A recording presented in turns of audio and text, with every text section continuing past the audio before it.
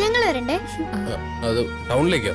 അത് നിങ്ങള് അതെ, ഞങ്ങളും കൂടെ ടൗണിൽ വന്ന എന്താ കുഴപ്പം? കുഞ്ഞി, അവര് ഭാര്യയും ഭർത്താവും കൂടിയാ ടൗണിലേക്ക് പോകുന്നത്. നീ അതിനിടയ്ക്ക് കുറുമ്പുമായിട്ട് കയറി ചെല്ലണ്ട. അപ്പോ വേണ്ട അല്ലേ? വേണ്ട. എന്നാ നിങ്ങൾ രണ്ടുപേരും കൂടി പൊക്കോ. വാ.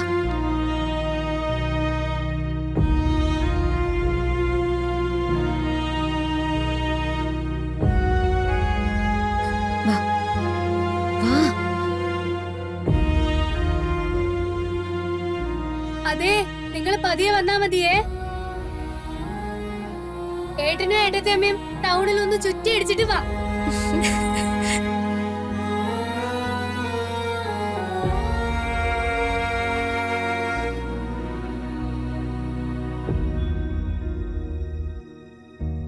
ഗിരിയേട്ടാ, ഞാൻ ബാഗ് എടുത്തിട്ട് വരാം.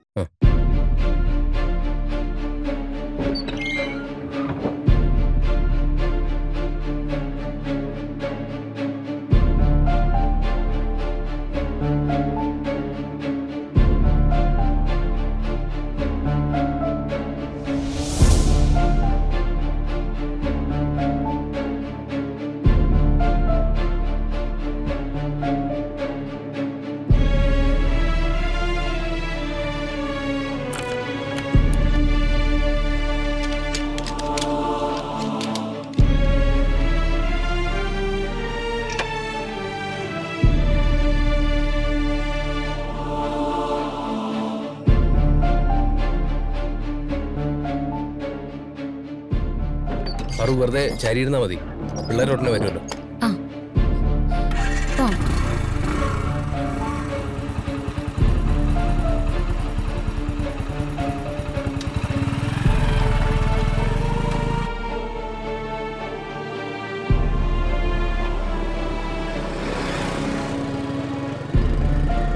അതെ, പാറു പറഞ്ഞു.